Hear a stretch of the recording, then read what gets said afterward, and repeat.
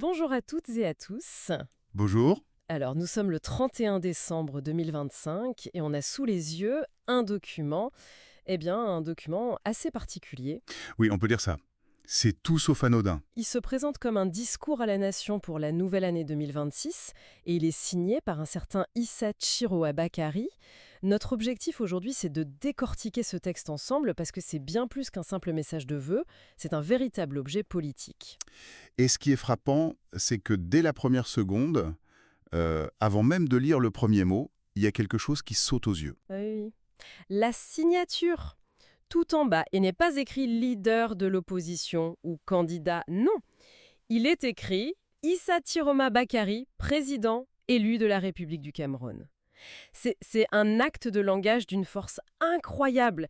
C'est ça, c'est le point de départ qui change absolument tout. Il ne se positionne pas en conquérant qui demande le pouvoir, Non, pas du tout. il se positionne en souverain qui l'exerce déjà. Du coup, toute la lecture du texte est colorée par ça. On ne lit pas une revendication, on lit le discours d'un homme qui se considère déjà aux commandes. Alors plongeons dedans. Comment est-ce qu'il construit cette autorité et quel futur est-ce qu'il dessine? Eh bien, il commence par adopter absolument tous les codes du genre. Le ton est tout de suite solennel, présidentiel. Les premiers mots, c'est camerounaise, camerounais. Mes très chers compatriotes. C'est le protocole classique, oui. C'est le protocole verbal que tout le monde a déjà entendu des dizaines de fois. En fait, il enfile le costume et il faut avouer qu'il lui va parfaitement. Et il ne se contente pas de la forme, il s'approprie aussi le fond, je trouve. Il parle de sa mission qui est de servir le peuple camerounais. C'est sa manière de dire « je suis déjà dans la fonction, j'assume déjà les devoirs qui vont avec ». Exactement. Il y a une phrase qui m'a particulièrement marquée. Votre voix exprimée unanimement ne sera jamais réduite au silence. L'utilisation du mot unanimement, là, c'est fascinant. C'est un choix qui n'a absolument rien d'anodin. C'est une technique rhétorique extrêmement efficace. Unanimement, ça ne veut pas dire majoritairement. Non, c'est par tous. C'est ça, par tous, sans exception.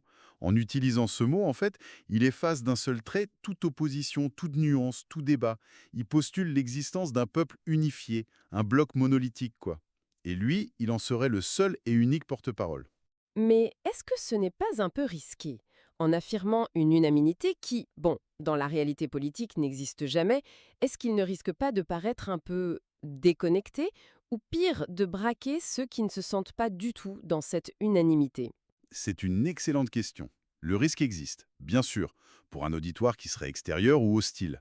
Mais pour ses partisans, l'effet est totalement inverse.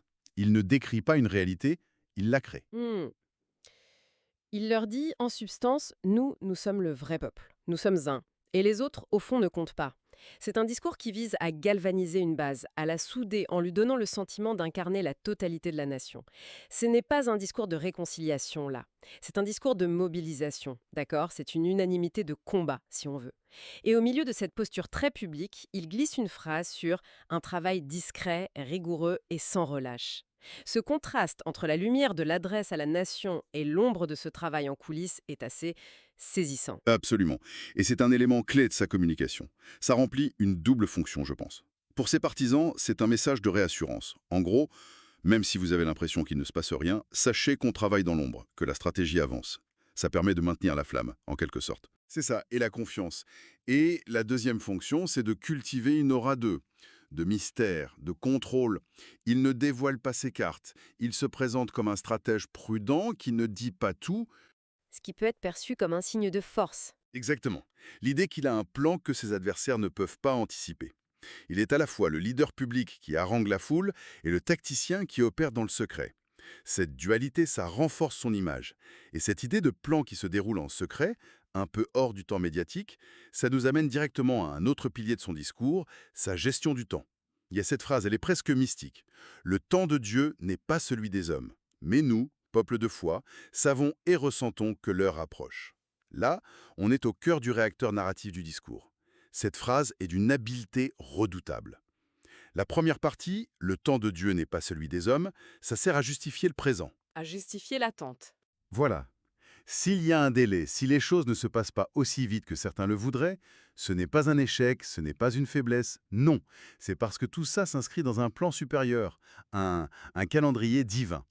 L'attente n'est plus un signe d'impuissance, elle est recadrée comme une épreuve de foi. C'est très puissant comme recadrage. Ça dépolitise l'attente pour la sacraliser. Mais la deuxième partie de la phrase, mais nous savons et ressentons que leur approche, ça vient créer une tension immédiate. C'est exactement ça. C'est le deuxième effet. Après avoir justifié la patience, il injecte un sentiment d'imminence. Il dit « Oui, il faut être patient, mais attention, la fin de l'attente est proche ». Et ce qui est malin, c'est le verbe « ressentir ». Il ne dit pas « les preuves montrent que » ou « mon analyse indique que ». Non, il dit « nous ressentons », à la conviction intime, à l'émotion partagée. Et c'est beaucoup plus difficile à contredire. On ne peut pas argumenter contre un ressenti. Ce n'est pas un message qui vise la raison, c'est un message qui vise la foi. Il ne cherchait pas à convaincre des analystes, il cherche à souder une communauté de croyants. Précisément. Et cette promesse d'imminence, eh bien, elle trouve son apogée à la toute fin du discours, de la manière la plus directe et personnelle qui soit. Juste avant les vœux, il écrit « N'en doutez pas un seul instant, je serai très bientôt parmi vous ». Là, on quitte le registre mystique pour une promesse très, très concrète. Très bientôt. L'adverbe est crucial. Et parmi vous, il ne dit pas je prendrai le pouvoir. Il dit je serai là, physiquement. C'est un engagement personnel. C'est le point culminant de toute cette construction. Tout le texte est bâti sur une absence physique, mais il est entièrement tourné vers la promesse d'une présence physique future. Très bientôt devient le moteur qui doit maintenir l'espoir, la mobilisation. C'est le pont entre le présent et le futur qu'il promet. C'est le pont qui relie le présent de la foi au futur de l'action. Et ce futur a une date ponctuée. C'est 2026, l'année qui doit marquer, selon ses propres mots, le début d'une nouvelle ère.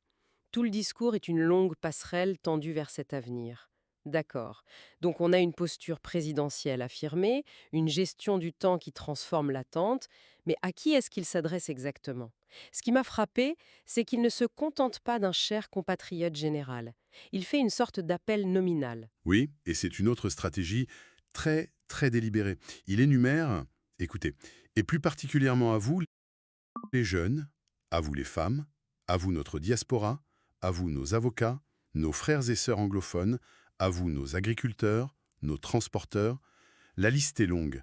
J'ai vraiment l'impression qu'il cherche à créer une coalition très spécifique. En nommant chaque groupe, il leur dit « Je vous vois, vous existez, vous n'êtes pas juste une partie de la masse, vous êtes un pilier de mon projet. » C'est tout à fait ça. C'est une stratégie d'inclusion et de reconnaissance. Dans un discours politique, être nommé, c'est exister. Et il distribue cette reconnaissance à des groupes très variés.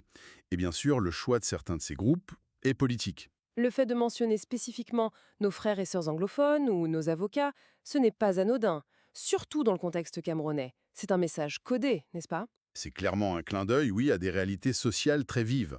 En nommant explicitement ces groupes, qui ont été au cœur de certaines tensions, il envoie un signal fort. Il se présente comme celui qui comprend leur lutte spécifique. Et qui entend y répondre. Voilà.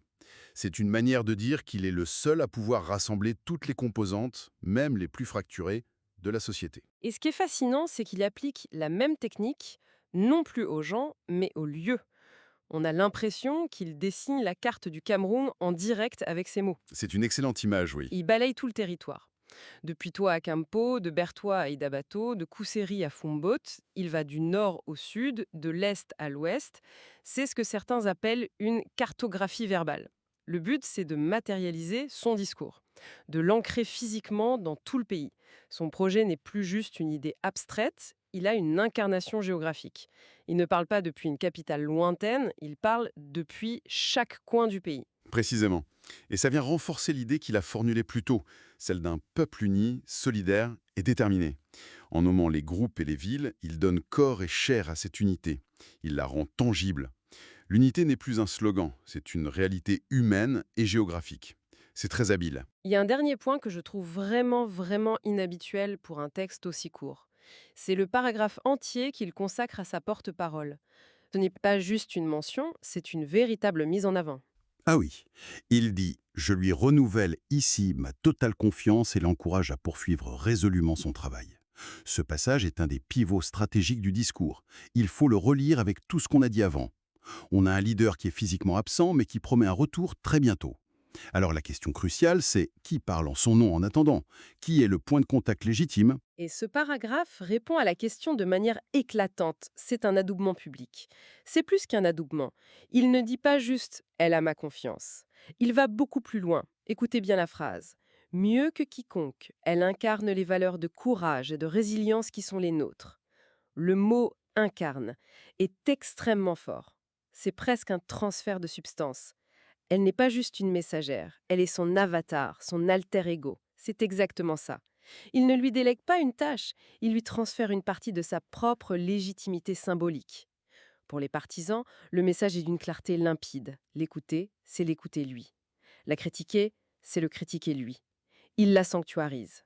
Et pour être sûr que tout le monde ait bien compris l'aspect très opérationnel de la chose, il annonce la suite. Elle partagera tout prochainement un message en mon nom. Aucune place à l'ambiguïté. Voilà. Il lui confère une autorité directe et il valide par avance ses futures communications. C'est une manière extrêmement efficace de structurer son mouvement, d'assurer la continuité de sa parole. Il met en place une chaîne de commandement claire, de lui à elle, au peuple.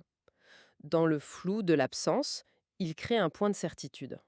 Alors si on essaie de rassembler toutes les pièces du puzzle, ce texte est en fait un véritable manuel de communication politique. Absolument, c'est un acte politique total, pensé dans les moindres détails. Pour résumer, il y a 4 grands objectifs. Premièrement, il pose sa légitimité comme un fait accompli non négociable. Dès la signature, oui.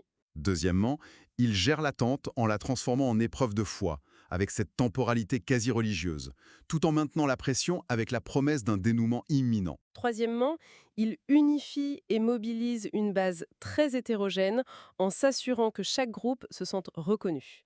Et enfin, quatrièmement, il structure son mouvement pour fonctionner pendant son absence en désignant ce relais incontestable.